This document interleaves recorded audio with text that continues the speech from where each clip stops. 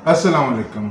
इस लेसन में हम डिस्कस करेंगे कि नाउन्स, सेंटेंसेस, क्लासेस या फ्रेजेस में कौन कौन सी प्लेसेस ऑक्यूपाई करते हैं, यानी नाउन की सेंटेंसेस, क्लासेस और फ्रेजेस में क्या पोजीशंस होती हैं, वो कहाँ पे इस्तेमाल होते हैं।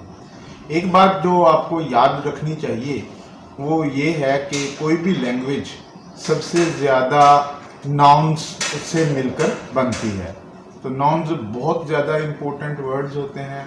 इन नाउन्स के साथ जितनी ज़्यादा आपकी इंटरेक्शन होगी, आप उतनी पावरफुल लैंग्वेज क्रिएट कर रहे होंगे, आपकी लैंग्वेज की कंप्रीहेंशन भी उतनी ही ज़्यादा होगी। तो हम बात करते हैं कि सेंटेंसेस में नाउन्स कौन सी पोजीशंस ऑक्यूपाई करते हैं, यानी नाउन्स को हम किस तरह से यूज करते हैं। तो बहुत सारे लोग कहते हैं कि नाउन्स 6 पोजीशंस में सेंटेंसेस में यूज होते हैं। उन पोजीशंस में नंबर 1 जो है वो सब्जेक्ट के तौर पर इस्तेमाल होते हैं और फिनाइट वर्ब्स के, यानी फिनाइट वर्ब्स के सब्जेक्ट के तौर पर नाउन या नाउन का इक्विवेलेंट वर्ड जो है वो कोई इस्तेमाल होता है। क्योंकि यहाँ पे हम जो है वो नाउन के साथ डील करें तो हम कहेंगे कि नाउन जो है वो सेंटेंस में जो वर्ब होता है उसके सब्जेक्ट के तौर पर इस्तेमाल होता है। दूसरा जो है वो डायरेक्ट ऑब्जेक्ट के तौर पर इस्तेमाल होता है वर्ब के, और इनडायरेक्ट ऑब्जेक्ट के तौर पर भी इस्तेमाल होता है। ये भी 2 इम्पोर्टेंट पोजीशन हैं। हम डायरेक्ट ऑब्जेक्ट और इनडायरेक्ट ऑब्जेक्ट को अपनी एक वीडियो में, अपने एक लेसन में डिस्कस कर चुके हैं, और ये सारे के सारे लेसन एक दूसरे के साथ बहुत ज़्यादा लिंक्ड हैं। अगर आप एक चीज़ को समझते हैं और उसको जो है वो दूसरी चीज़ के साथ जो है वो लिंक करते हैं, तब आपको इस सारे कॉन्सेप्ट की, लैंग्वेज के बारे में इन कॉन्सेप्ट की ज़्यादा अच्छी समझ आती है। तो चौथा यूज जो नाउन्स का होता है वो प्रेपोजिशन के ऑब्जेक्ट के तौर पर होता है। एक और बहुत इंपॉर्टेंट यूज नाउन्स का वो कंप्लीमेंट ऑफ अ वर्ब के तौर पर है। और छठा नाउन जो है, छठा यूज नाउन का वो object of a non finite verb के तौर पर होता है, यानी बाज़ औक़ात हम वर्ब को नॉन फिनाइट वर्ब के तौर पर इस्तेमाल करते हैं। अब ये फिनाइट वर्ब्स क्या होते हैं, नॉन फिनाइट वर्ब्स क्या होते हैं, इन्हें हम किसी फ्यूचर लेसन में डिस्कस करेंगे। फिलहाल जो चीज़ आपने याद रखनी है कि नाउन्स सेंटेंसेस में 6 में से कोई एक पोजीशन जो है वो ऑक्यूपाई कर सकते हैं। वो 6 की 6 पोजीशंस आपके सामने हैं, ये स्लाइड भी आप जो है वो देख सकते हैं।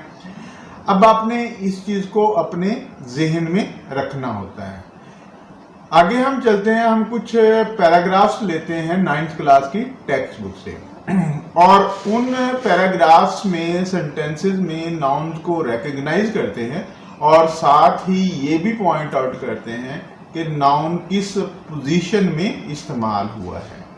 अब ये this is something very much important, और आपको इस किस्म की प्रैक्टिसेस को एक रूटीन बनाना चाहिए, बिकॉज जब आप लैंग्वेज के साथ ज़्यादा इंटरेक्ट कर रहे होंगे तो लैंग्वेज की ज़्यादा कंप्रीहेंशन आपके पास होगी। वो क्या कहते हैं, बड़ी मशहूर सी बात है कि what goes in that comes out, कि जो आप सीखते हैं या जिसे आप जो है वो अपने जहन में लेके जाते हैं तो फिर वो बाहर भी आता है। यानी आपकी आउटपुट आपकी जो है वो क्या होती है, आपकी स्पोकन लैंग्वेज होती है या आपकी जो है वो रिटन लैंग्वेज होती है।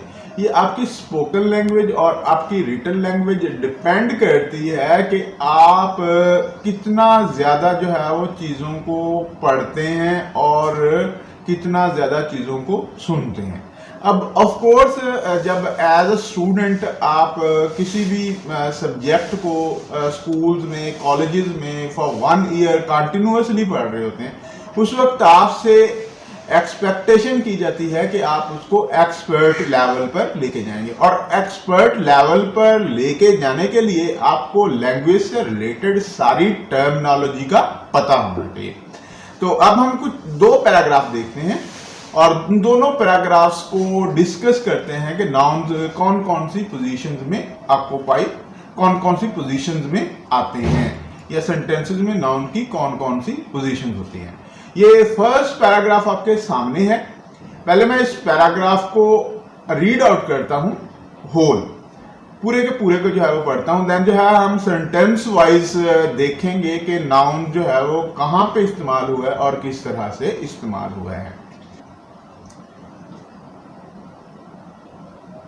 On the night of the migration, a tribal chief of the disbelievers, Abu Jahl, in a fit of fury, headed towards Hazrat Abu Bakr Siddiq's home. He began to knock at the door violently. Addressing Hazrat Asma Raziyallahu Ta'ala Anha, he demanded, "Where is your father?" She politely replied, "How would I know?" This response shows wisdom and courage of Hazrat Asma Raziyallahu Ta'ala Anha. She did not make a statement that would give him a clue. She simply posed a counter question that infuriated Abu Jahl. He slapped Hazrat Asma's face so hard that her earring fell off, but she remained steadfast. अब इस paragraph को अगर आप sentence wise देखते हैं और वहाँ पे नाउन्स को ट्रेस करते हैं और उनकी पोजीशंस को एक्सप्लेन करते हैं तो वो कुछ इस तरह से बनेगी। ये कॉमा से पहले जो है वो एक फ्रेज लगी हुई है। फ्रेज को मैं पहले भी एक्सप्लेन कर चुका हूँ कि फ्रेजेस क्या होती हैं, ग्रुप ऑफ वर्ड्स होते हैं जिनको हम मीनिंग के लिए कोलेक्टिवली यूज करते हैं, या उनमें कोई ना कोई जो है वो फ्रेजेस को लिखने के लिए कोई ना कोई पैटर्न जो है वो फॉलो होता है। On the night of migration, अगर आप on the night of migration को देखते हैं तो ये दोनों जो है वो प्रेपोजिशन के ऑब्जेक्ट के तौर पर यूज हो रहे हैं। दो नाउन जो है वो इस फर्स्ट फ्रेज में यूज हो रहे हैं। उसके बाद अगर आप इस सेंटेंस के सब्जेक्ट को देखते हैं, ये चीफ ऑफ द डिसबिलीवर्स, अगर आप इसको जो है वो देखते हैं, चीफ ऑफ द डिसबिलीवर्स, ये एक सब्जेक्ट है और ऑफ कोर्स यहाँ पे चीफ और डिसबिलीवर जो है वो नाउन है, सब्जेक्ट के तौर पर इस्तेमाल हो रहे हैं। अबू जहल के बारे में है, ये अबू जहल रियल सब्जेक्ट है इस सेंटेंस का, तो ये भी एज अ सब्जेक्ट वर्ब का सब्जेक्ट है, हेडेड का। और इन अ फिट ऑफ फ्यूरी को अगर देखते हो तो इस फ्रेज में फिट और फ्यूरी दो नाउन है और ये दोनों प्रेपोजिशंस के ऑब्जेक्ट के तौर पर यूज हुए हैं। अच्छा, उसके बाद हजरत अबू बकर सिद्दीक होम नाउन है, एक नाउन फ्रेज है पूरी की पूरी, तो ये टू वर्ड्स के बाद आप इजीली समझ सकते हैं कि ये प्रेपोजिशन के ऑब्जेक्ट के तौर पर इस्तेमाल हो रहे हैं। उसके बाद नेक्स्ट सेंटेंस को अगर आप देखते हैं, he begin to knock at the door violently. अब एट द डोर को अगर आप देखते हैं, डोर इसमें नाउन है, प्रेपोजिशन के ऑब्जेक्ट के तौर पर इस्तेमाल हुआ है। एड्रेसिंग हजरत अस्मा, अगर आप ये एड्रेसिंग को देखते हैं, ये पार्टिसिपल है, यानी ये एक नॉन फिनाइट वर्ब है और हजरत अस्मा इसके ऑब्जेक्ट के तौर पर इस्तेमाल हुआ। He demanded where is your father, father को आप जो है वो देख सकते हैं, ये नाउन है इस सेंटेंस में। उसके बाद शी पोलाइटली रिप्लाइड, यहां तक कोई नाउन नहीं। How would I know this response, अब ये रिस्पॉन्स जो है वो नाउन है, ये शोज वर्ब के सब्जेक्ट के तौर पर। और विजडम एंड करेज ये भी दोनों नाउन है, तो ये शोज वर्ब के ऑब्जेक्ट के तौर पर इस्तेमाल हो रहे हैं। इसी तरह से हजरत अस्मा को अगर देखते हैं तो ये प्रेपोजिशन के प्रोनाउन के तौर पर इस्तेमाल हो रहा है। तो this is something very much simple. अगर आप टेक्स्ट के साथ इस तरह से इंटरेक्ट करेंगे तो आपको टेक्स्ट की ज्यादा समझ आएगी और टेक्स्ट के डिफरेंट एलिमेंट आपको ज्यादा देर तक याद भी रहेंगे, और फिर आप जो है वो ऑफ कोर्स जब खुद से अपना टेक्स्ट जो है वो क्रिएट कर रहे होंगे, आप इसको बड़ा इजी पाएंगे। उसके बाद she did not make a statement, अब ये स्टेटमेंट मेक का जो ऑब्जेक्ट है, यानी यहाँ पे स्टेटमेंट जो है वो नाउन है और ये मेक का जो है वो ऑब्जेक्ट है। That would give him a clue, अब ये अ क्लू जो है वो एक इनडायरेक्ट ऑब्जेक्ट के तौर पर इस्तेमाल हो रहा है, क्लू जो है वो नाउन है। She simply pose a counter question, अब ये क्वेश्चन अगेन जो है वो पोज के ऑब्जेक्ट के तौर पर यूज हो रहा है। उसके बाद दैट इनफ्यूरिएटेड, अब अबू जहल अगेन जो है वो अबू जहल जो है वो नाउन है और ये इनफ्यूरिएटेड वर्ब के ऑब्जेक्ट के तौर पर इस्तेमाल हो रहा है। ही स्लैप्ड हजरत अस्मा, यहाँ पे आप देख सकते हैं हजरत अस्मा रजी अल्लाह ताला अनहाज फेस, ये एक जो है वो नाउन फ्रेज है और इसको यूज कैसे किया गया है स्लैप्ड के ऑब्जेक्ट के तौर पर। उसके बाद अगर आप जो है वो देखते हैं ईयर रिंग, ये नेक्स्ट क्लास दैट क्लास इसका जो है वो सब्जेक्ट है, फेल वर्ब का जो है वो सब्जेक्ट है, बट शी रिमेन्ड स्टेडफास्ट। अब ये इस तरह से जो है वो नाउन्स यूज होते हैं। एक और पैराग्राफ देखते हैं ताकि ये कॉन्सेप्ट जो है वो आपको बहुत ज्यादा क्लियर हो जाए, और आप भी जब अपने टेक्स्ट के साथ इंटरेक्ट कर रहे हो तो आप इस तरह से चीजों को एक्सप्लेन कर रहे हैं। ऑफ कोर्स जब आप इस तरह से चीजों को जो है वो एक्सप्लेन करना शुरू कर देंगे आपको बहुत अच्छी तरह से समझ आ रहा होगा जब कि आप जो है क्या क्रिएट कर रहे हैं, where you are liable to make, या where is it possible that you will be making mistakes when you are creating your own text. Next paragraph जो है वो देखें। In the evening a large number of tourist and Turks gather in the park facing the masjid to listen the call to the evening namaz. The masjid is flooded with lights and so are the hearts of believers with divine love. Though much has been lost of the blue masjid over the years, yet it has not lost the love of its visitors.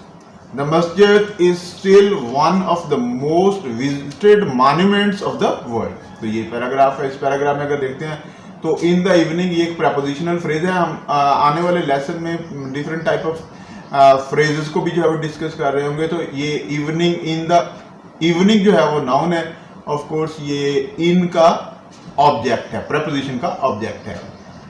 उसके बाद tourist है, ठीक है, number है, tourist है, और आप इसको जो है वो देख सकते हैं टैक्स, ये नाउन हैं, और गैदर के ये सारे के सारे जो है वो सब्जेक्ट के तौर पर यूज हो रहे हैं।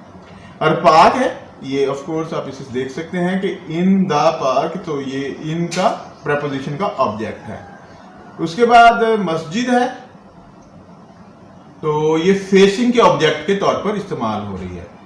और ये कॉल है, ये टू लिसन जो इन्फिनिटिव है इसके ऑब्जेक्ट के तौर पर, यानी नॉन फिनाइट वर्ब के ऑब्जेक्ट के तौर पर इस्तेमाल हो रही है।